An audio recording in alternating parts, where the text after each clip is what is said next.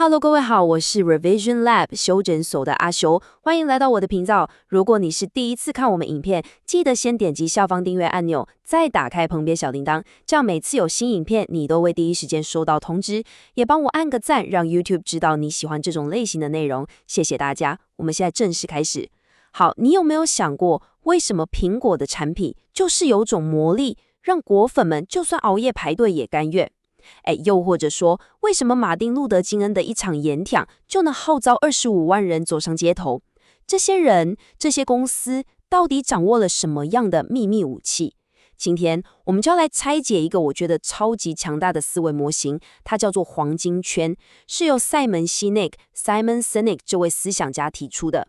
它将会彻底改变你看待领导力、行销，甚至是人际沟通的方式。我们今天就要来看看这个圈圈背后的魔力到底是什么？我们先从一个最根本的问题开始想，你有没有发现，在各行各业里，总有那么几个特别突出的人或公司？例如，明明都是做手机的，为什么大家就是对苹果特别死忠？明明都是非营利组织，为什么有些就是特别能感动人心，吸引捐款？很奇怪，对吧？大家手上有的资源、人才、市场机会可能都差不多，甚至有些失败者的条件还更好哦。但为什么结果会是天差地远？这背后一定有什么关键性的差异，对吧？绝对不只是运气好而已。我们来看几个经典到不行的例子。首先是苹果，年复一年，他们总是在已经饱和到不行的市场中端出让人惊艳的创新产品。但说到底，苹果不就是一家电脑公司吗？他们能接触到的人才、顾问、媒体，其实跟其他科技巨头像是 Dell、HP 没什么两样啊。那为什么他们就是不一样？再来，马丁·路德·金恩，在美国那个种族隔离还很严重的年代，受苦的非裔美国人绝对不止他一个，口才比他好、更有组织能力的人也大有人在。但为什么最后是他成为了整个民权运动的精神领袖？最后，莱特兄弟在20世纪初，全世界有无数团队在研究载人动力飞行，很多团队的资金是政府资助的，成员是哈佛、MIT 毕业的高材生也，但最后却是这两个在俄亥州戴顿开自行车店，连大学都没毕业的兄弟，率先实现了这个人类千百年来的梦想，这不是很神奇吗？这背后一定有什么共同点。重点来了。经过研究发现，这些所有能够激励人心的领导者和组织，不管是苹果、金恩博士还是莱特兄弟，他们的思考模式、行为模式和沟通方式都遵循着一个完全相同的模式，就像有个神秘的公式一样。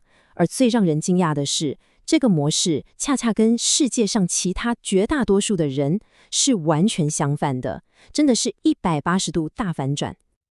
这个模式就是我们今天的主角黄金圈，它其实是一个非常简单的概念，由3个同心圆组成。最外圈是 what， 也就是是什么；中间是 how， 如何做；而最核心、最关键的是 why， 为什么。我来快速定义一下，地球上每个人、每个组织100%都知道自己做什么 what， 比如我们是做电脑的，我们是提供法律服务的，我是个工程师。其中一些人知道自己如何做 how， 这就是你所谓的差异化价值主张，你的独家技术，你的做事流程等等。但非常非常少的人或组织能够清楚地说出他们为什么做 why。我先讲哦，这里的 why 指的不是赚钱，那只是一个结果，不是原因。这里的 why 指的是你的目的、你的信念、你的使命，你的公司为什么存在，你每天早上是为了什么而起床，以及为什么这世界该有人在乎。它就像一艘船的指南针，决定了你航行的方向。了解了黄金圈的3个层次后，我们来看沟通方式，这就是魔法发生的所在。世界上绝大多数的人和公司，他们的沟通方式都是由外而内的。他们从最清楚、最具体的 what 开始讲，然后可能会讲到比较模糊的 how， 最后可能根本就不会提到那个最核心、最抽象的 why。这很直观，对吧？我们先讲我们卖什么，再讲它有什么特色。但是那些真正能激励人心、创造铁粉的领导者，他们的沟通方式完全相反，是由内而外的。他们从核心的 why 开始，先告诉你他们相信什么，然后才谈 how， 他们如何实现这个信念，最后才讲到 what， 也就是他们具体做出来的产品或服务，顺序完全颠倒。接下来这点超级重要，我们用苹果的例子来实际感受一下这个差异有多大。如果苹果跟其他公司一样，用传统的由外而内的方式沟通，他们的广告听起来可能会是这样：嘿，我们打造最棒的电脑 ，What？ 他们设计精美，使用简单，界面友善 ，How？ 想买一台吗？听起来是不是很普通？很像你在光华商场会听到的推销词，没什么感觉，对吧？这就是大部分公司的行销手法，但苹果实际上的沟通方式是这样，你仔细听，我们做的每一件事都致力于挑战现状，我们相信不同凡响 Why？ 我们挑战现状的方式是打造出设计优美、使用简单又界面友善的产品 How？ 我们只是正好做出最棒的电脑 What？ 想买一台吗？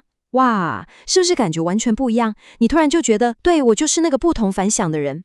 苹果只是把资讯的顺序颠倒过来而已，但整个说服力跟感染力就天差地远有。这就引出了整个黄金圈理论最核心的一句话，也是今天最重要的一个 takeaway， 请你一定要记下来。人们买的不是你做的产品，而是你这么做的理由。我再说一次 ，People don't buy what you do, they buy why you do it。人们买的不是 what， 而是 why。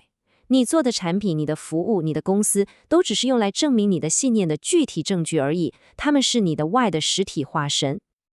这也完美解释了为什么我们很自然的会去买苹果做的电脑，同时也很放心的去买他们做的 MP3 播放器、手机，甚至是电视盒。但你想想，几年前，电脑公司像 Dell 或 Gateway 也都尝试过做 MP3 播放器或电视，但根本没有人买。你甚至无法想象去跟 Dell 买一台 MP3， 对吧？那个画面是不是有点违和？你会觉得我为什么要跟一家电脑公司买这个？但我们每天都在跟苹果这么做，而且心甘情愿，因为我们买的不是苹果的电脑，我们买的是苹果挑战现状的信念。只要他们的产品能体现这个信念，不管是什么，我们都买单。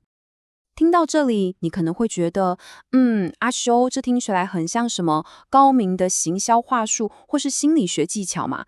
一开始我也是这么想的，但希奈克接下来抛出了一个震撼弹，他说这不是他的个人观点，这是有生物学根据的。没错，你没听错，不是心理学，是生物学，是我们大脑的硬体结构决定的。这就让整个理论的层次完全不一样了。这不是一个选择，而是一个定律。我们继续看下去。如果我们把人类大脑由上往下看，它的结构刚好可以完美对应黄金圈，这真的太神奇了。我们最外层、最新演化出来的大脑叫做新皮质 （Neocortex）， 它对应的是黄金圈最外层的 What。新皮质就是我们大脑的理性脑，负责我们所有的理性、分析性思考和语言能力。当你在看规格表、比较价格时，就是新皮质在运作。而大脑中间的两个部分构成了我们的边缘系统 Limbic Brain， 它刚好对应黄金圈核心的 Why 和 How。边缘系统是我们的感性脑，或说是原始脑，它负责我们所有的情感，比如信任、忠诚，也负责所有的行为和决策，但它没有语言能力，这点非常关键。这个大脑结构的对应关系说明了什么？当你从 what 开始沟通，也就是你不断的讲规格、讲功能、讲数据，你其实是在跟大脑的新皮质沟通。对方可以理解大量的资讯、数据、功能、优点，但这些东西并不能直接驱动行为。但是，当你从 why 开始沟通，你是在直接跟大脑的边缘系统对话，也就是直接跟控制决策和行为的内部大脑沟通。这就是为什么我们常常会做出所谓的直觉决策。你有没有过这种经验？比如面试一个人，他履历超漂亮，回答问题也都合情合理，但你心里就是有个声音说，我说不上来，但感觉就是不对。或是你买车，明明 A 车的 CP 值最高，但你就是对 B 车有感觉。那个感觉就是从你的边缘系统来的，因为它负责决策，但不负责预言。所以你很难用言语去解释为什么，你只会说感觉对了。所以，当你清楚地沟通你的 why， 你的信念，你就能够绕过纯理性的分析，直接触动对方大脑中产生信任和忠诚感的部分。这就像是拿到了一把直达对方决策中心的钥匙，这就是吸引那些相信你所相信的人的关键。你的目标不应该是跟所有需要你产品的人做生意，那样你永远在比价格、比规格。你的目标是要跟那些相信你的信念的人做生意，因为他们不是为了你的产品而来，他们是为了他们自己而来，而你的产品只是他们向世界宣告自己信念的一种方式，这才能建立起真正的忠诚度，一种就算你犯了错，他们也愿意原谅你的忠诚度。好，既然我们知道了从 Y 出发这么强大，那要如何把这个概念应用在真实的市场上，让我们的产品或理念能够像病毒一样扩散开来呢？这里我们要介绍另一个非常经典的理论，叫做创新扩散定律 The Law of Diffusion of Innovation。这个理论把市场上的消费者分成5类型，最前面的 2.5% 是创新者，他们热爱尝新新事物，接着是 13.5% 的早期采用者，他们是意见领袖，然后是占大杂中的早期大众和晚期大众，各占 34%， 最后是 16% 的落后者。你可能对这些名词不陌生，任何新技术或新观念的普及，从智慧型手机到环保意识，都遵循这个曲线。根据这个定律，如果你想要让一个成品或一个观念在市场上取得大规模的成功，你不能直接卖给所有人，你必须要先拿下最前面的 15% 到 18%， 也就是创新者和早期采用者。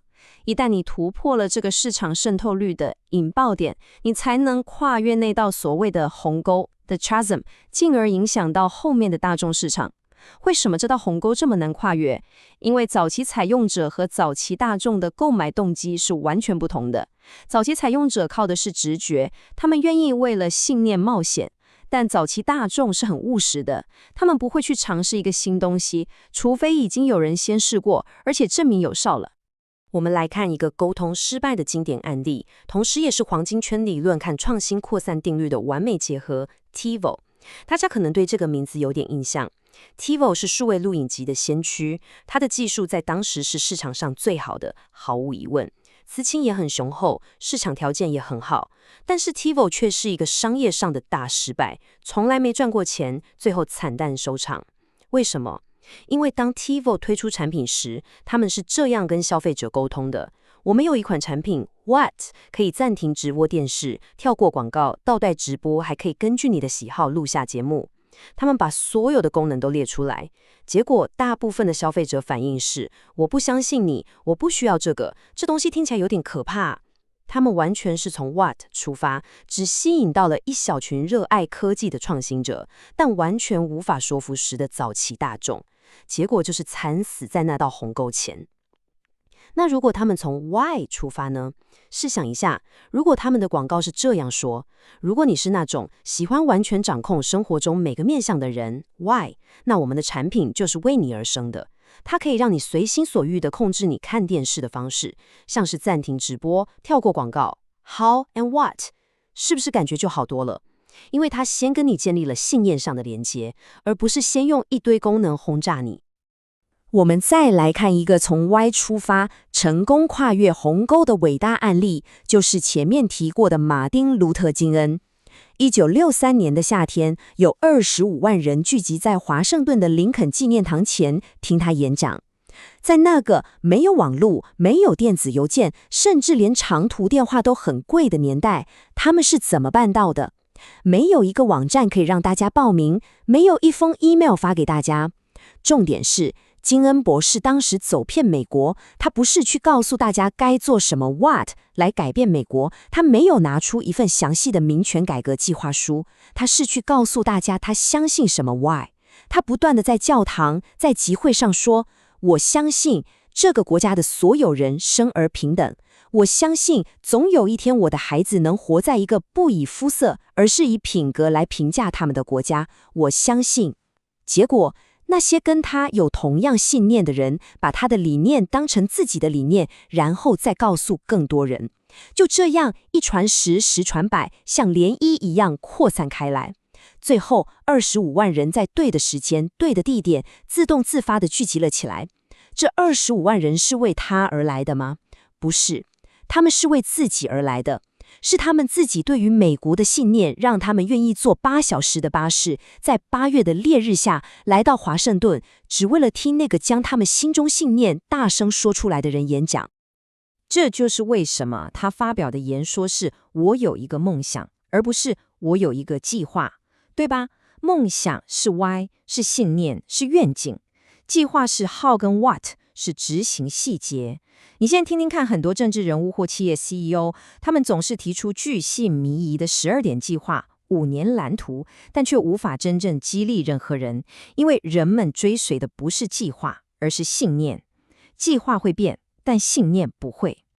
这就带我们到最后一个非常重要的区分，世界上有2种领导者。第一种我们称之为领导者 leaders， 他们拥有权力或职位，他们是你的老板、你的主管，我们追随他们，很多时候是因为我们必须这么做，为了薪水，为了升迁。但另一种是那些懂得领导的人 those who lead， 他们可能没有任何正式的职位，但他就是能够启发我们。我们追随他们不是因为我们必须，而是因为我们想要。我们追随他们不是为了他们，而是为了我们自己。而这些人就是那些从 Why 开始的人，他们给了我们一个可以相信的理由。好，简单整理一下刚刚的内容。真正的领导力跟创新都来自于从为什么出发，从 Why 开始沟通，能够直接触动大脑中掌管决策和信任的部分，吸引那些与你有相同信念的人，进而跨越市场的鸿沟，创造出真正的影响力。从苹果的行销、莱特兄弟的坚持，到马丁路德金恩的演说，背后都贯穿着这个黄金圈的逻辑。所以在今天这支影片的最后，我也想把这个问题抛回给你，不论是在你的工作、你的事业，还是你的人生中，你的 why 是什么？